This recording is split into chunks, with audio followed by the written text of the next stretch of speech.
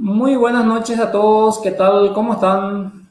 Estamos de vuelta y aquí le presento a mi compañero Víctor. ¿Qué tal, Víctor? ¿Cómo estás? Hola Héctor, Volvimos, ¿cómo estás? volvimos con todo en este 2021, con todo. Señor, doble batería para este año porque va a ser un año fabuloso, un año cargadísimo, entonces traemos una batería extra ahí para aguantar todo el camino. Bienvenidos a todos, feliz 2021 y arrancamos Pecuaria Digital como lo prometimos y estamos listos, Héctor, presto, como diría un amigo. Es un gran día hoy, Víctor, porque reiniciamos oficialmente la transmisión en el 2021 luego de 13 días de estar totalmente inactivos en las redes sociales como Pecuaria Digital. Y bueno, fantástico, feliz nuevamente por empezar este nuevo ciclo, este segundo ciclo de Pecuaria Digital que yo creo que vino para quedarse, vino para ser amigo de todos los productores, vino para aportar experiencia, aportar conocimiento, pero por sobre todo para acompañar ese proceso de crecimiento que la mayoría de los emprendedores pecuarios necesitan, ¿verdad? Así mismo es. Eh, es una pecuaria digital, creo que va a ser su año de consolidación, pues es una plataforma realmente amigable con las personas del campo, porque hoy todos nos estamos volviendo tecnológicos, ¿verdad? Nos estamos volcando a la tecnología y va a ser una herramienta de primera mano para los productores. Sobre todo digamos, el feedback, el retorno que dan todos los productores es que el lenguaje es muy comprensible. Entonces, es el lenguaje que los productores entienden. Entonces, creo que va a ser el año de consolidación de pecuaria digital y todo va a depender de las personas, ¿verdad? Entonces, siempre escuchamos lo que nos piden, lo que comentan por esa parte. No es unidireccional, sino que escuchamos lo que da el retorno a la gente, Héctor.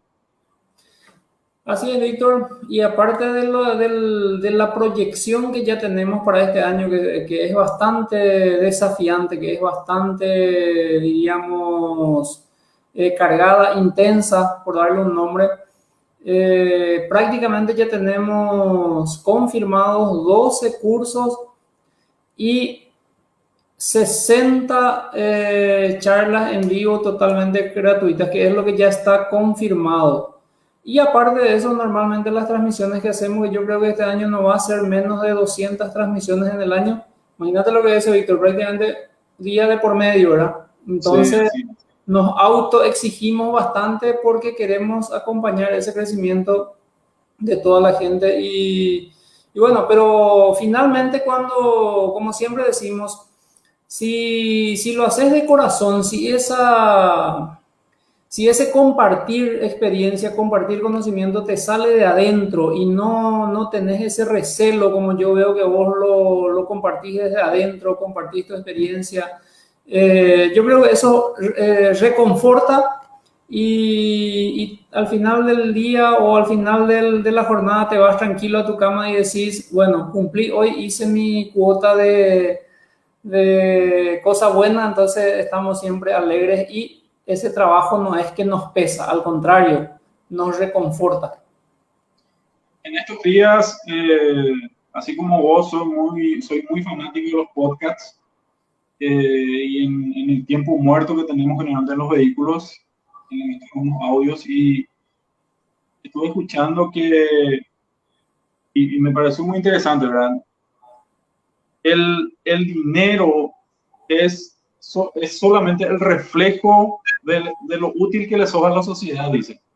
Entonces, eso me impactó realmente. O sea, eh, la cantidad de dinero que generas es solamente el reflejo de la utilidad, o sea, de lo útil que sos a la sociedad. Eso fue así un boom en mi cabeza y realmente no es que estamos por el dinero, sino que queremos darle un valor, un aporte a la sociedad, contarle un poco la experiencia y que las personas se equivoquen lo menos posible, porque justamente hoy estuve con un avicultor que se lanzó solo a la avicultura, invirtió muchísimo dinero, 1000 ponedoras, y está sufriendo bastante, tiene ataque de micoplasma, tiene ataque de neumovirus, mal manejo de la cama, una serie de problemas que realmente es lo que tratamos de aliviarle la carga, ¿verdad? Porque no vamos a poder contarle toda la experiencia, o sea, no vamos a poder transmitirle a las personas la experiencia, pero le vamos a contar, hace así, porque si haces así, te va a doler más, ¿verdad? Entonces, por lo menos aliviarle ese paso de adquirir la experiencia, ¿verdad?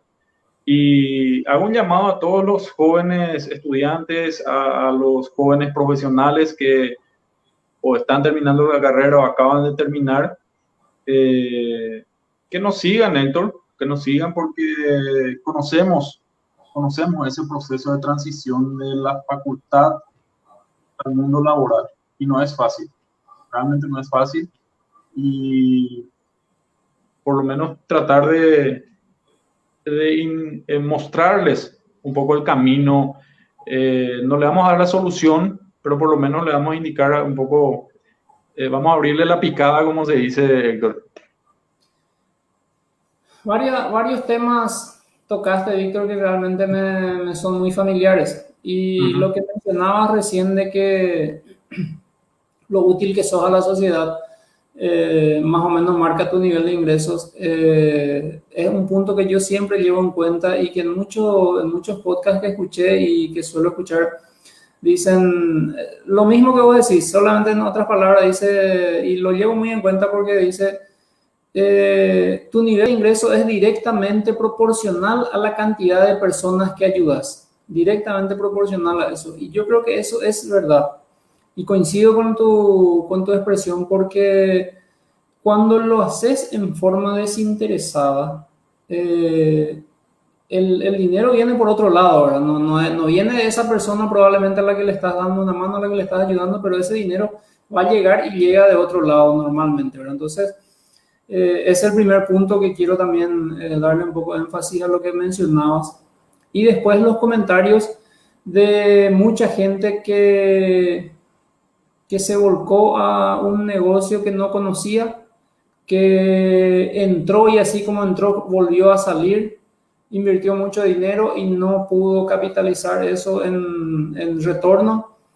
Y el último punto que mencionabas, con total claridad, fuimos también nosotros en cierto momento parte de ese proceso de no tener trabajo y de estar desesperados porque sos un flamante profesional, pero sin embargo la sociedad no está preparada como para absorber la gran cantidad de profesionales que salen al mercado año a año. Y la gran cantidad de profesionales que hay en el mercado hace que cada vez ese mercado sea más competitivo. Entonces tenés que ser mejor que el año anterior y el otro año va a tener que ser mejor que este año y así sucesivamente. Capacitarte constantemente para marcar la diferencia. ¿Por qué? Porque las empresas buscan esa persona distinta. No era el tema de hoy, Víctor, pero me gusta siempre decir que las empresas buscan, hay tres tipos de personas en el ámbito laboral. Uno son las personas reactivas que reaccionan una vez que vos le picaneas. Es como el cebú este que está en el brete y le das una picana y salta.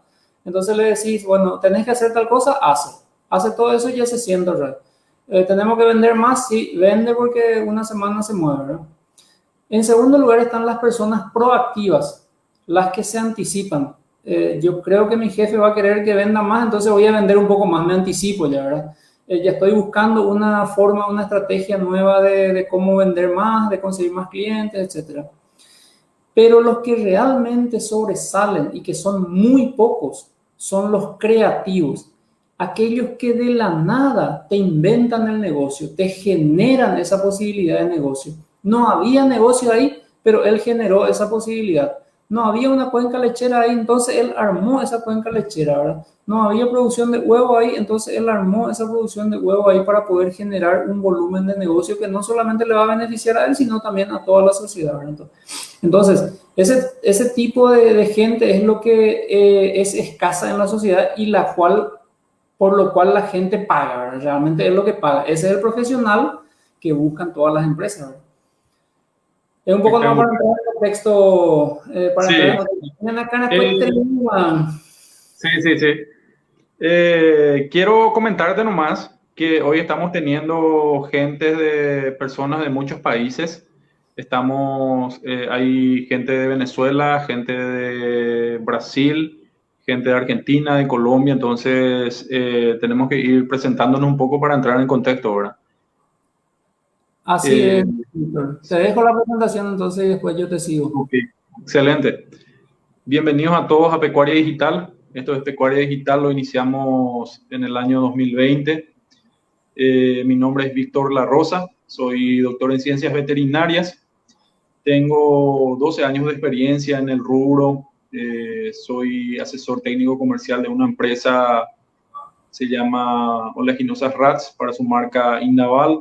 Tengo un negocio con mi familia, con mi esposa específicamente, se llama Nicara Aves, un negocio dedicado exclusivamente al rubro avícola, ¿sí? Y es lo que somos, ¿verdad? Somos técnicos, somos, o sea, veterinarios que nos volcamos a la parte digital, estamos innovando acá y tratando de pasar información correcta que pueda ayudarles en sus emprendimientos. Así cortito, Héctor, luego van a ir conociéndonos, contando nuestra historia más adelante. Excelente, Víctor. Bueno, soy Héctor Cabral, soy también doctor en ciencias veterinarias, egresado de la Universidad Nacional de Asunción en el año 2002. Voy este año por 19 años en el ámbito profesional. Trabajé siempre en el ámbito privado. Hace 16 años que estoy en la empresa Oleaginosa Rats, también compartiendo ahí el staff técnico con Víctor. También tengo un emprendimiento privado que es un negocio, una agropecuaria que se dedica principalmente a la venta de pollitos y productos balanceados, brindando todo el asesoramiento completo a todas las líneas de producción, en realidad: leche, carne, cerdo, pollos, ponedoras, y también la parte de equipamientos. Me encanta emprender, me encanta desafiarme a más todos los días y es un poco lo que quiero contagiarle a los jóvenes y es eso lo que buscamos con Víctor, también transferir y transmitir esa información y esos conocimientos que tenemos, pero por sobre todo darle forma a eso, que sea planificado, que no sea así una bola de conocimiento que está volando ahí, que está dispersa y que no se pueda ordenar para ejecutarlo, ¿verdad? Tratamos de que siempre haya un proceso, unos pasos, unos métodos para seguir, porque si cumplimos los pasos vamos a llegar a tener mejores resultados. Me dediqué por mucho tiempo a la producción de pollo. Durante 8 años fui productor de pollo, llegué a tener 26.000 aves en producción. También fui productor de cerdos por 8 años aproximadamente, algo que me encanta, me apasiona la producción porcina. Llegué a tener 1.200 animales en engorde. Y finalmente me volqué al área comercial, que es lo que estamos desarrollando hoy. Y con Víctor el año pasado desarrollamos Pecuaria Digital, que es esta plataforma online que viene desarrollando cursos. El año pasado hemos capacitado a más de 1.200 personas en forma directa en los cursos, ya sea a través de las distintas plataformas. Y hemos llegado a más de 25.000 personas en forma con las transmisiones gratuitas, ¿verdad? Con los cursos gratuitos. Entonces creo que hemos superado ese primer desafío. Este 2021 volvemos con todo, queremos ya darle más fuerza, más forma, más estructura a nuestro trabajo, porque esto empezó como un hobby, pero no nos dimos cuenta con Víctor que nos iba a tener tan cautivos desde el punto de vista de la pasión, ¿verdad? Que nos apasiona y que todos los días le damos mucha fuerza. Entonces, a toda la gente que se va sumando, al doctor Cristiano, a Aramis Santa Cruz, a Moreno, a Demetrio Ortiz, que también es un cliente nuestro, a Liliana Saracho, la ingeniera también, que ya participó en nuestros cursos, a Dina Costa también, gente que siempre nos sigue y que de repente ya va aplicando los conocimientos que adquirieron en pecuaria digital. Eso es un poco lo que nos llena de orgullo, Víctor, también, ver el crecimiento de nuestros alumnos y compañeros. Espectacular eso y encontrar así una tribu, digamos, un grupo de personas que realmente estaban necesitando un apoyo, ¿verdad? Digamos, estaban ahí latentes o estaban ya iniciando y no encontraban realmente el tomar la manija, ¿verdad? Tomarle la forma para avanzar, ¿verdad? El caso de Demetrio, por ejemplo, Demetrio probablemente la idea le volaba, le rondaba la cabeza hace tiempo y no sabía cómo iniciarlo, ¿verdad? Luego de hacer el curso de avicultura profesional, inició su emprendimiento y hoy ya está, creo que a semanas de comenzar la cosecha. Y eso realmente es un orgullo. Espectacular, Y Víctor. hoy, oficialmente hoy nos lanzamos internacionalmente, o sea, vamos a estar ya a nivel de Sudamérica.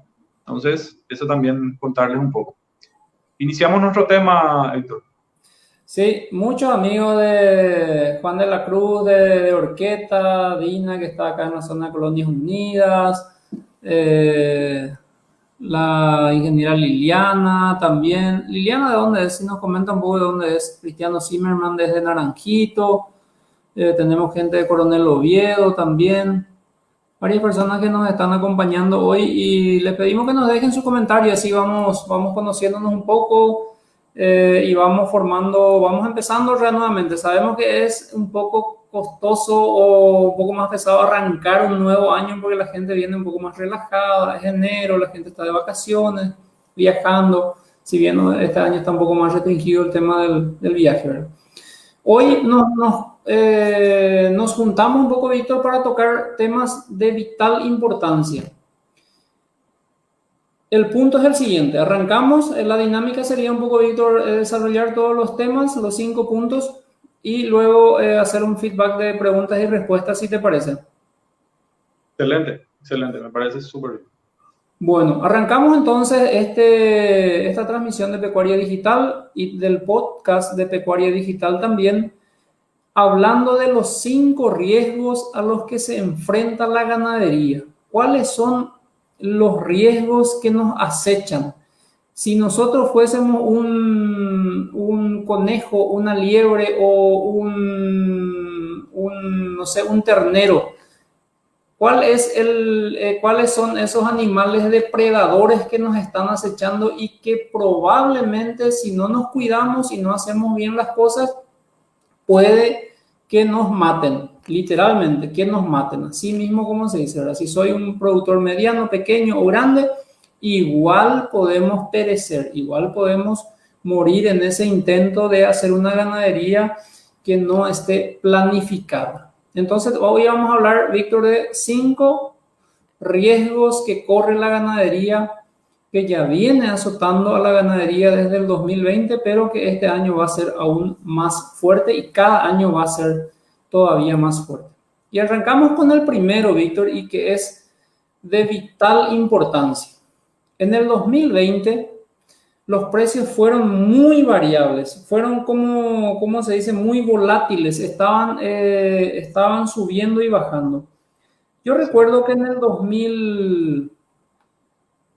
2011, me corrige la gente que está mirando si me equivoco, allá por agosto, septiembre, cuando se desató el brote de fiebre aftosa, sufrimos algo similar como ahora, el desplome de los precios, pero terriblemente. Estábamos vendiendo, creo que en ese entonces, a 14.000 al gancho, se desplomó a 9.000, algo es una cosa así, no estoy bien seguro de los números, pero fue algo que cayó más o menos al 50% del precio, ¿verdad? Ocurrió algo similar, Víctor, en marzo de este año, marzo-abril, cuando venía muy bien perfilado el precio del ganado, $3, 3,290, más o menos en esos valores venía, y de repente se declara la pandemia y empezamos a tener serios problemas, ¿verdad? Serios problemas. Y tengo acá un resumen comparativo que me gustaría ver si puedo compartirlo un ratito. Me van a decir si ven la presentación. Ups, creo que no.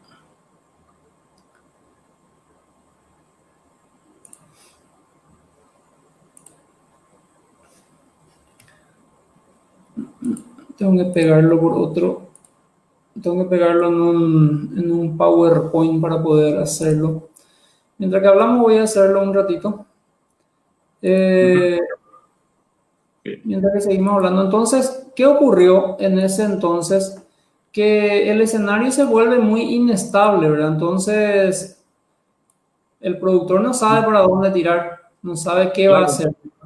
Entonces, no, es al no impredecible. tener un precio, al no tener un precio referencial, eh, por lo menos estable en un lapso de tiempo, en un periodo de terminación de 90 o 120 días, la incertidumbre se instala y no sabes si invertir o no invertir porque no, no hay una referencia del precio que estará ahora.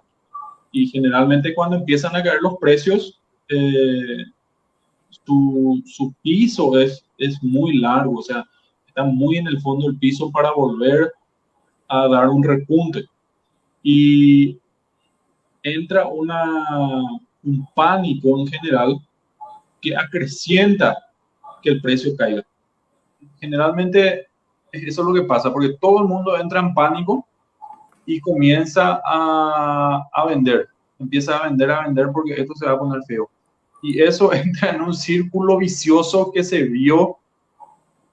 Hubo un tiempo, un momento, fue catastrófico, vacas de hacienda de cría, eh, excelente condición corporal, a 3.000 guaraníes el kilo, o sea, fue una locura, fue una locura. Yo, o sea, entrar a comentar en ese momento, por ejemplo, sería entrar a clavar más la llaga, ¿verdad? Porque no hay una, ¿cómo te voy a decir? Realmente no sabes qué hacer, ¿verdad?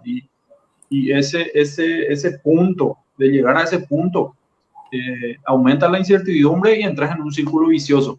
Y eso es lo que ocurrió. Se llegó hasta el punto de una locura, novillos gordos a 5.000 guaraníes el kilo. Impresionante. Sí, por fin pude pegar los números. No sé si se va a ver muy bien, a lo mejor en el celular o en la compu, pero esta vez son números reales, son números de un cliente que tengo en San Ignacio. Y arrancaba enero, acá tenemos el detalle y agradezco mucho su colaboración, es del doctor René Moreno, que es de Carnes Misiones. Arrancaba el año en novillos 294, toro 294, vaquillas 2,92 dólares por kilo, vacas 2,76. Su precio promedio fue, esto enero del año pasado, 2,91.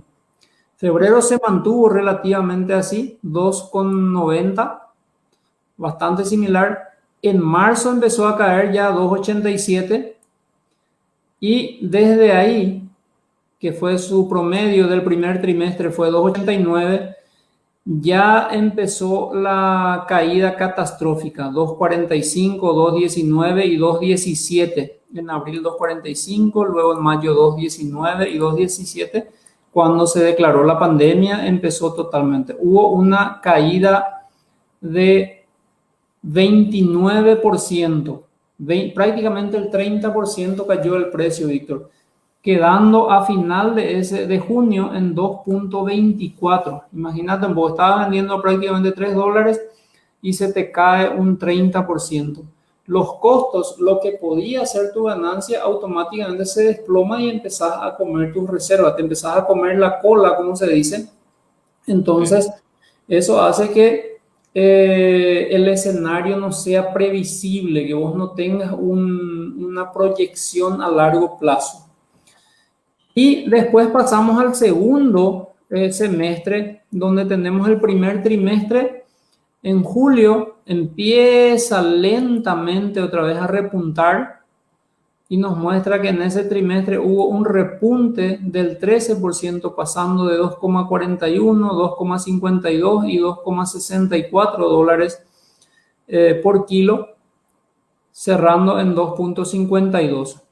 Y en el cuarto trimestre, desde octubre a diciembre, vuelve a subir otra vez 2,8, 2,96 y 2,96 cierra. Finalmente cierra el promedio en 2,9 en ese trimestre, ¿verdad? Teniendo un repunte nuevamente del 15%. Había bajado 29, recuperó en su totalidad, recuperó 28, quedó con un saldo negativo todavía de lo que había empezado el año. Pero el golpe principal fue en el segundo trimestre de abril, mayo, junio. Entonces, es ahí donde muchas veces nosotros, ¿qué podemos hacer? ¿Cómo podemos ayudarle al productor en ese sentido, Víctor? ¿Qué podemos hacer nosotros como técnicos? Lo que podemos decirle es que tenés que hacer, el segundo punto que vamos a tocar es justamente una de las estrategias ya, ¿verdad?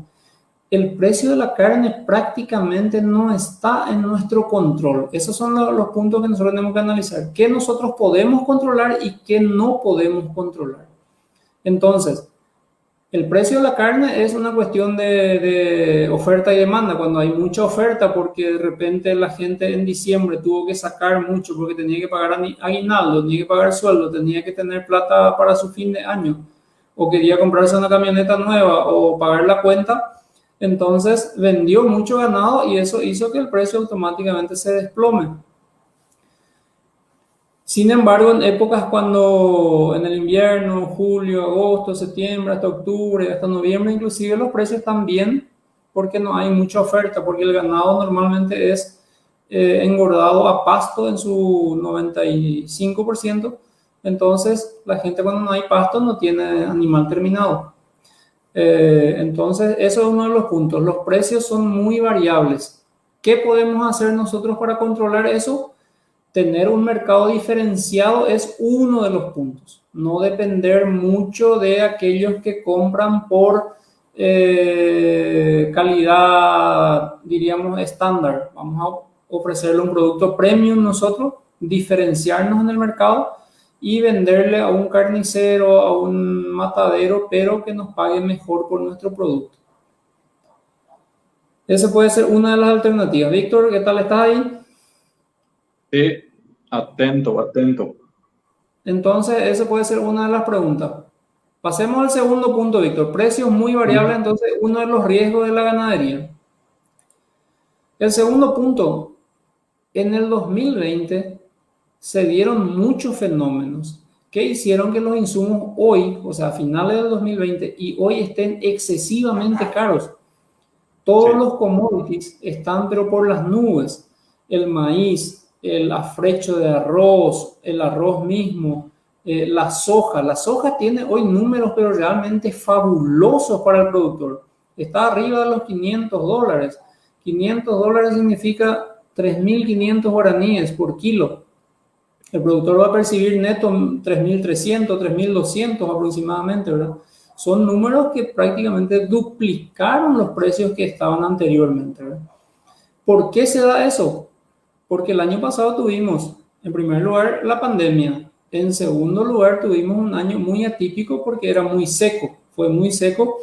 Y en los primeros meses, Víctor, de siembra, agosto, septiembre, donde normalmente se siembra la soja y también el maíz, hubo una sequía fabulosa, ¿verdad? Entonces, eso hizo que esa primera, la soja tempranera o el maíz que se sembró temprano, no tuvo la repercusión debida y se volvió a replantar. Entonces, eso hace ya una previsión de merma en la cosecha para este enero. De hecho, que todavía no hay soja. Normalmente ya en este tiempo ya había soja. Ahora todavía no hay. Seguramente que va a entrar recién a fin de mes. Entonces, ahí vamos a ver un poco cómo se comporta el escenario del maíz. Porque, ¿qué tiene que ver el maíz con la soja? Y mucho tiene que ver. ¿Por qué? Porque la gente normalmente ataja su maíz en su silo hasta última hora para especular precio, para ver cómo está. Y cuando va a entrar la soja, entonces empieza a liberar maíz para hacer lugar para meter soja, ¿verdad? En los acopiadores. Pero tampoco hay mucho maíz, entonces probablemente el maíz va a mantener su precio entre 1.400, 1.500, 1.600, dependiendo un poco de la cantidad que compren. Y la soja va a estar seguramente cayendo un poco, que es lo que yo estimo. No soy un experto en eso, pero puede que con la entrada masiva de soja caiga algunos puntos, pero no mucho, por el hecho de que entiendo que otros países influyen bastante y Argentina está comprando bastante la soja paraguaya para mezclar con su soja. Entonces, yo creo que eso no va a ser, no va a bajar mucho, ¿verdad? Entonces, vamos a mantenernos con precios caros todavía. Los insumos van a estar caros. ¿Por qué hablamos del maíz y la soja? Porque básicamente son los dos insumos que más se usan en la producción de alimentos, ¿verdad? Tanto en producción bovina como en los otros animales, ¿verdad? Después están el arroz, los derivados del arroz, derivados del maíz mismo, que es la burlanda y todas las harinas vegetales, ¿verdad? Pero básicamente esos dos son los insumos más importantes. Entonces, segundo punto, los insumos están caros y eso arriesga nuestra rentabilidad y que nuestro negocio siga trabajando. Punto 3. Este es un punto, Víctor, que podemos debatir bastante, ya lo venimos haciendo, y es la falta de reposición de toretones para engorde. ¿Qué ocurre? Que normalmente la gente que no hace ciclo completo, que se dedica solo a la terminación, no al engorde, compra ya ese producto de 300 kilos, de 250 kilos o 350 kilos ya para llevarlo al confinamiento directamente, ¿verdad? ¿Qué pasa con ese producto? Es el producto más buscado del mercado, por ende es el más escaso. Y a la hora de comprar, sí, normalmente tenemos que asumir que vamos a comprar un 20 o 25% de una calidad inferior. No refugo, pero calidad inferior. ¿Por qué? Porque sí o sí, eso compramos de algún acopiador, del que juntó 20 de aquí, 30 de allá, 50 de aquí, y viene en el lote un remanente de refugo, vamos a decirlo. Entonces, ese es un punto. ¿Cuál sería el camino para esto, para evitar ese problema? Hacer tu propia recría. Eso implica que tenés que tener un poco más espacio, tenés que tener un poco más capital como para aguantar 6 meses más. Y lo ideal es comprar animales con 150 a 180 kilos, llevarlos hasta los 300 kilos y meterlos a la terminación. Eso tiene beneficios, pero fabulosos, realmente beneficios increíbles. En primer lugar, vas a comprar la cabecera y puedes elegir la cabecera de los mejores lotes. Puedes comprar la mejor genética. Puedes tener un proceso de adaptación ya durante el proceso, que significa una ganancia de 20 a 30 días. Y por sobre todo vas a vender un producto de altísima calidad. ¿Por qué? Porque van a ser animales jóvenes. Vas a comprar con 8, 9 o 10 meses, lo vas a tener 6 meses de recría, va a ir a los 16 meses más 3 meses de terminación. En 18, 20 meses vas a tener un producto premium de buenísima calidad al mercado. Entonces, esas son las cosas que de repente, si volvemos al punto 1, nos pueden dar otra vez un diferencial, Víctor. Temas realmente fabulosos los estamos tocando ahora. Por ahí la gente dice, ¿qué me están hablando esta gente? Pero el que entiende de estos temas y que sabe que la ganadería es así, seguramente está diciendo, mira, esto puede ser el camino que me va a mostrar la luz al fondo del túnel, ¿verdad? Entonces ese es un punto. Este punto es un tema de discusión.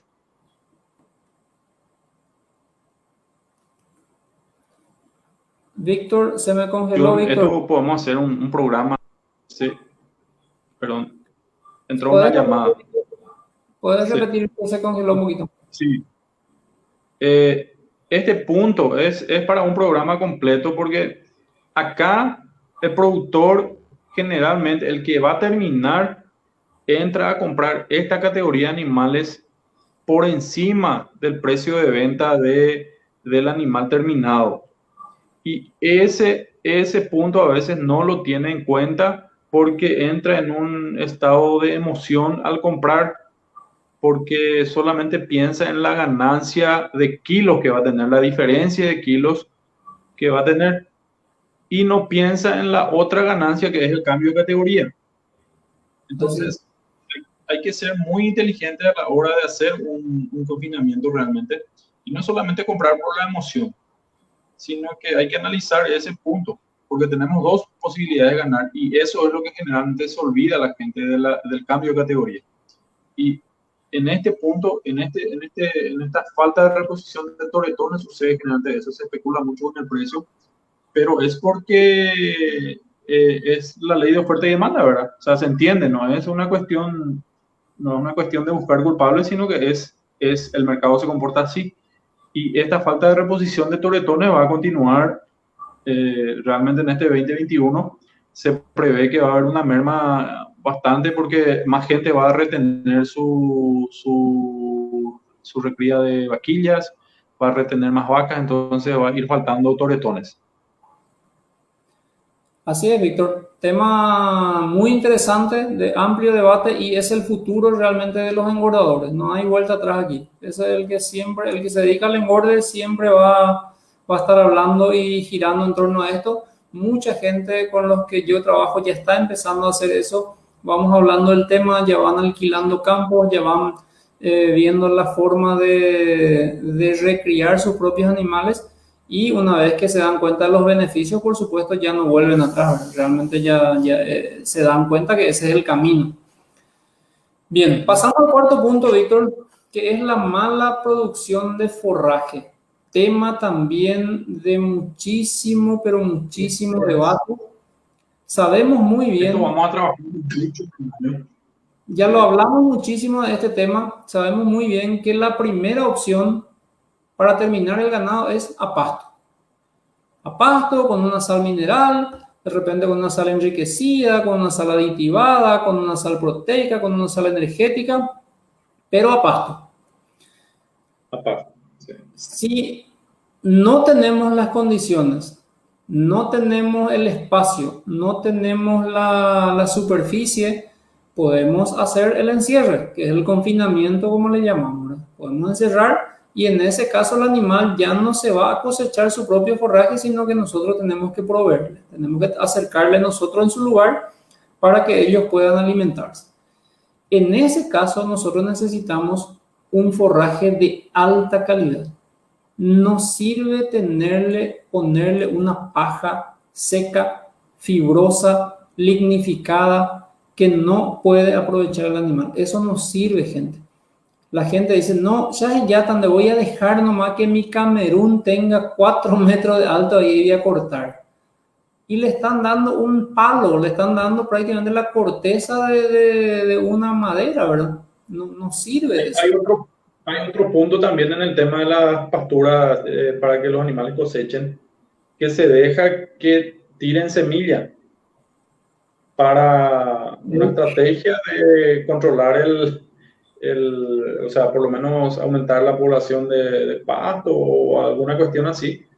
Pero cuando vos le haces cosechar al animal, ya cuando la semilla está cayendo, eh, la planta, la planta no es tonta, ¿verdad? O sea, la naturaleza se comporta así.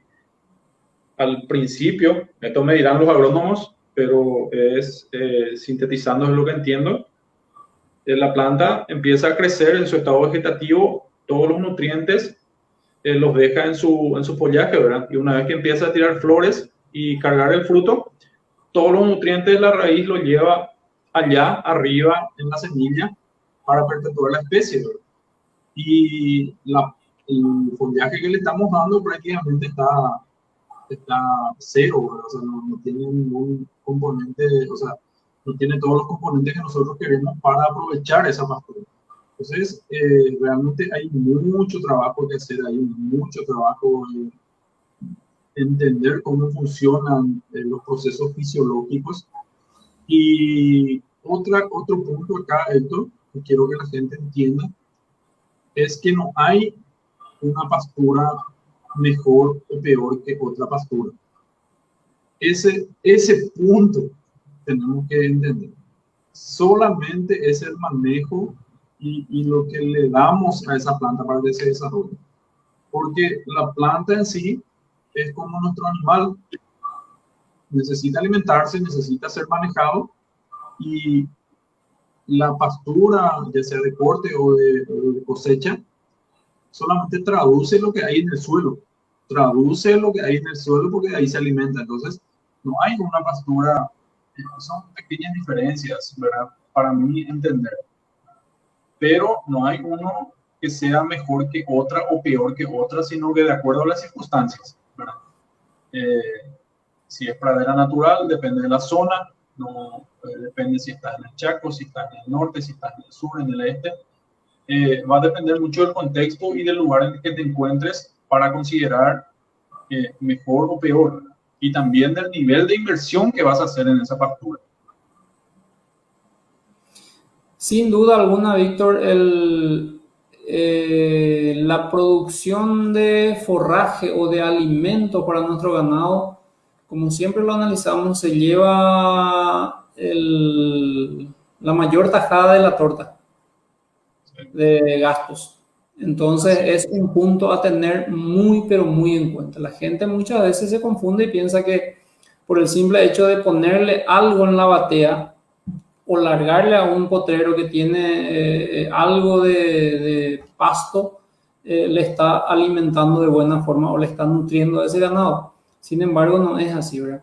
Mucha gente veo que se dedica a la producción de engorde y también es cierto, hay que analizar distintos escenarios, ¿verdad? Muchas veces llovió, no se pudo cortar antes el ensilaje o a veces se atrasó un poco porque la maquinaria no estaba o tenemos que pedir servicio de tercero.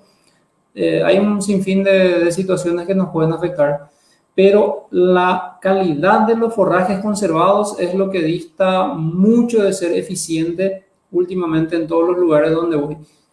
Aquellos que son muy eficientes y que saben hacer ensilajes normalmente son los que en algún momento se dedicaron a la producción de leche, porque eso sí, diríamos, trabajan mucho más fino en la calidad, porque ellos saben que en el día a día se nota cuando la calidad es mala. En el día a día, no es que tarda 20 o 30 días o 90 días hasta que sacas tu ganado y pesaste y ahí te das cuenta de que no ganó lo que quería ganar. En la producción de leche, sin embargo, en el día a día te marcan los litros producidos, ¿verdad? Entonces hay que tener forraje de buena calidad. Entonces, punto a tener en cuenta, si no somos buenos produciendo forraje para la terminación, vamos a tener serio riesgo a la hora de continuar en el negocio. Los números en el engorde son bastante finos, son bastante, como decía Víctor, puntillosos, tenemos que cuidar. Tenemos dos formas de ingreso, uno que es el cambio de categoría, compra-venta, y el otro que es la ganancia propia del proceso de engorde. Es donde entra el forraje a marcar la diferencia. Si tenemos un alimento de alta calidad, con buena digestibilidad, con buen contenido de almidón, con buena proteína, ese animal va a ganar muchísimo más que aquel otro que esté con un forraje de mala calidad. Entonces ahí en el proceso de engorde va a ser la diferencia. Y finalmente, Víctor, entramos en un punto que yo creo que es de los más críticos que está atravesando hoy el ganadero. Muchos todavía no sienten esa presión porque están alejados, están en una zona mucho más al fondo, que se lleva al sur del Ñembucú o al sur de Paraguarí, más hacia el río, diríamos, o en tu zona no sé qué parte sería, pero no sienten esta presión. Pero la presión agrícola por las mejores tierras es indudable. Y que me diga alguien que no está en Misiones, en la zona donde tienen praderas altas, con tierra arenosa, con tierra roja, o en Itapúa, Alto Paraná, Canindeyú, Caguazú, San Pedro. Paraguarí mismo, Héctor, hoy. Y en el Chaco, ¿por qué no? En Paraguarí mismo, por la zona de la producción de caña. La producción de caña que digamos, hoy en día. Soja en Paraguarí. Soja también. Hoy en día se está produciendo soja en campos bajos, lo cual antes era prácticamente improbable, impensable, ¿verdad?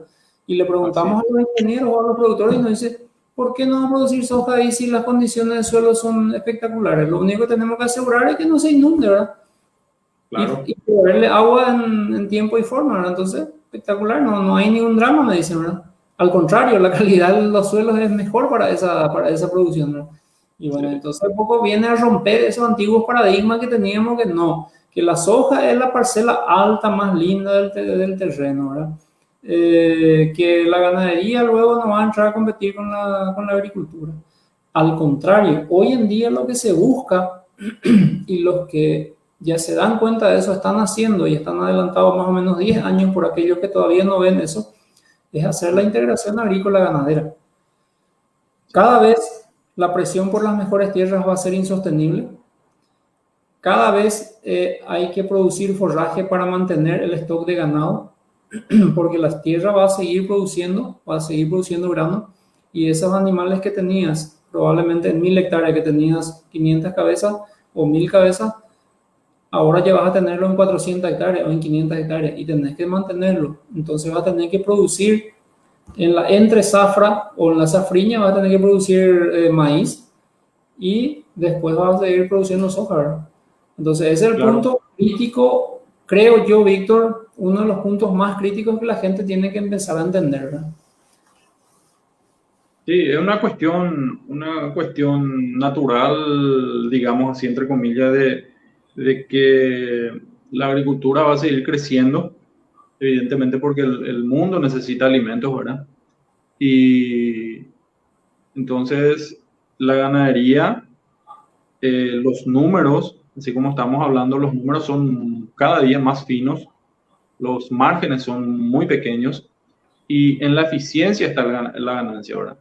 Yo, yo soy un fiel creyente de que 2 puntos son hoy, ¿verdad? Hoy, para poder existir en el mercado de producción, tenés 2 caminos: ser eficientes y aumentar tu volumen. O sea, hoy en día es muy complicado sobrevivir con poca producción y sobre todo siendo muy ineficiente en la conversión alimenticia, por ejemplo. Y tenemos que actualizarnos y el punto está en combinar eso y en almacenar alimentos, saber cómo hacerlo.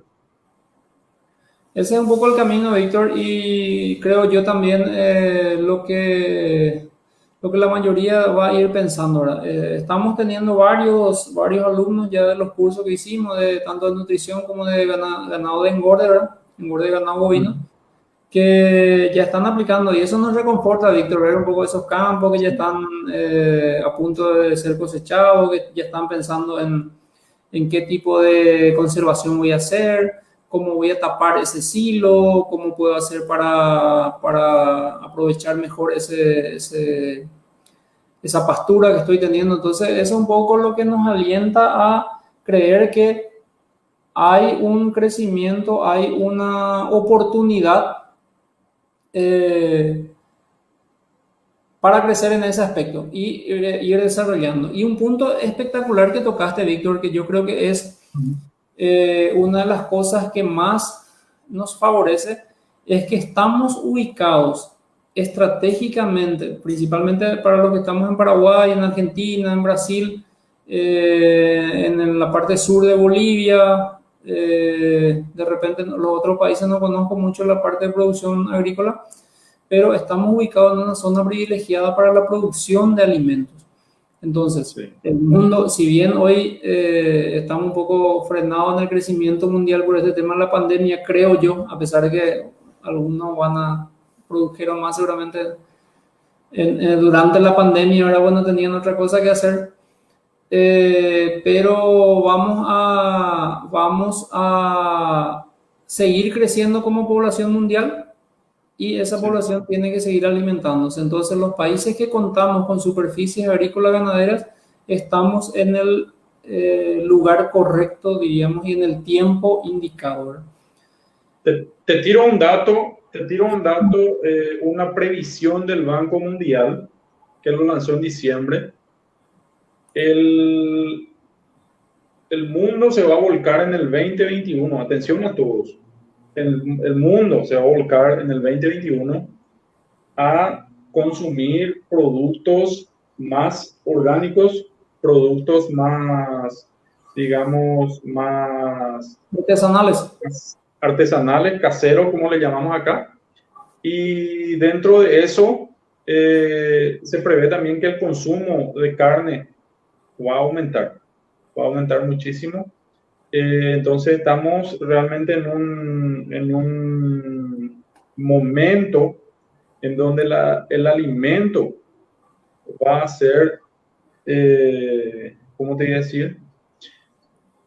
Va a ser la niña bonita del mercado, la producción de alimentos. Entonces, todos los que estamos en el rubro de producción, realmente yo creo que el 2021 va a ser nuestro año, las previsiones marcan eso y tenemos que estar preparados con información correcta y realizar los procesos en forma apropiada, porque el 2021 va a ser el año del alimento. Porque ante cualquier eventualidad, lo primero que la humanidad va a asegurar es sobrevivir, como todo en la naturaleza, y eso es la base, es la alimentación. Así es, Víctor. Bueno, tenemos mucha gente comentando, no sé si hay alguna pregunta. Creo que este año, Víctor, nos vamos a volcar un poco a ayudarle a la gente a aprender a alimentar correctamente a sus animales, ya sea desde codornices hasta ganado de leche, ¿verdad? Pasando lógicamente por cerdo, pollo, ponedora, doble propósito, bovino de carne, de leche, etc. Este año nuestro desafío sería un poco cómo desafío. Cómo alimentar no solamente enseñarles, ¿verdad? Siempre lo decimos desde Pecuaria Digital, es que queremos que la gente entienda cómo funcionan las cosas. O sea, no solamente decirle, hace esto y lo haces mecánicamente, sino que entender qué es lo que estás haciendo. Esa es nuestra visión desde Pecuaria Digital, pasar la información correcta y que la gente entienda lo que está haciendo. Eso es lo importante. Ese es el punto, Víctor, porque si no, siempre dependes de un tercero que te esté dando las indicaciones, ¿verdad? Cuando no entendés el concepto, cuando no entendés un poco la fisiología o la anatomía, siempre estás dependiendo de un tercero que te tenga que dar las indicaciones o la receta de cómo hacerlo, ¿verdad? Y es ahí donde nosotros queremos entrar, queremos ayudarte a que tengas la posibilidad de encontrar los productos adecuados para cada desafío que tiene tu establecimiento. Si estás ahora en verano y tenés buena pastura, ¿con qué puedes acompañar eso? ¿Con una sal proteica? ¿Con una sal proteica energética? ¿Cuál es un poco el desafío? ¿Cómo está ese desafío tuyo en tu establecimiento? Eso es lo que este año vamos a hacer mucho énfasis para que ustedes puedan lograr resultados, que se vea ese cambio realmente a la hora de si invertiste 1 millón en comprar alimento, que ese alimento te dé resultados. Si invertiste 20 millones, que ese alimento te dé resultado en lo que estás haciendo justamente.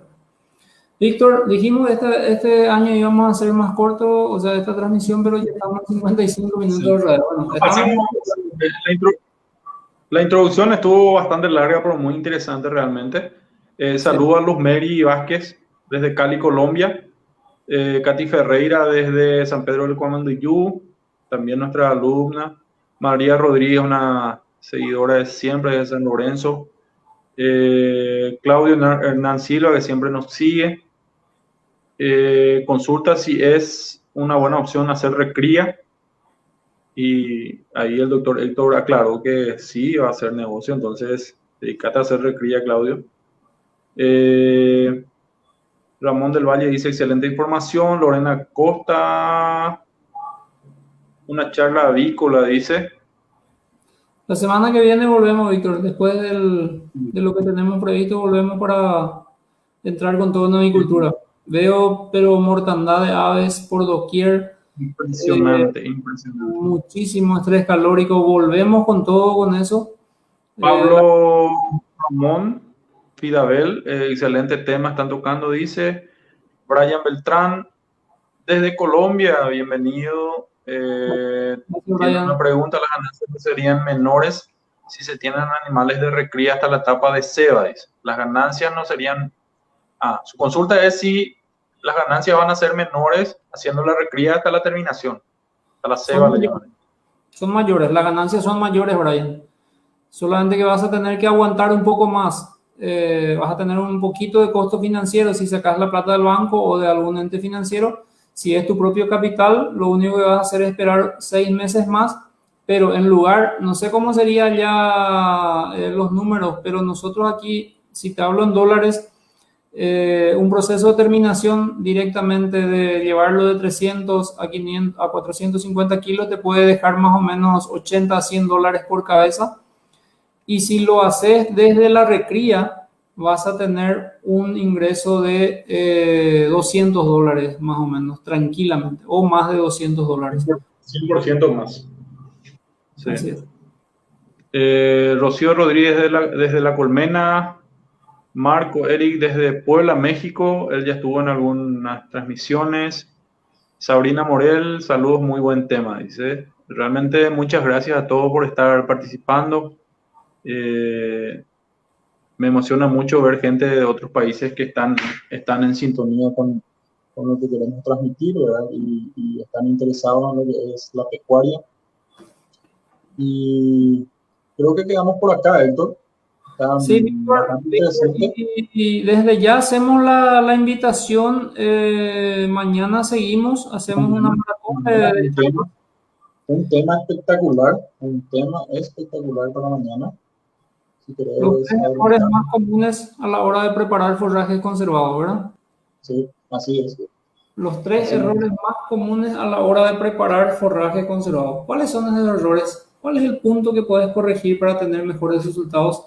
Mañana, desde las 8 de la noche, en estas mismas plataformas, Héctor Cabral, Víctor La Rosa y Pecuaria Digital, nos encontramos. Invítenle a su amigo, etiquétenle esta transmisión para que vea, para que tenga una secuencia, compartan y se vienen buenos sorteos. En breve tenemos, Víctor, algunas sorpresas para los que participan en la charla. Está en proceso, está en nuestro regalo. Chile, saludos a Chile, un país que me gustaría conocer un día. Y les esperamos mañana con nuestro tema. Nos vemos, Víctor. Saludos a todos. Bueno. Chao. Chao.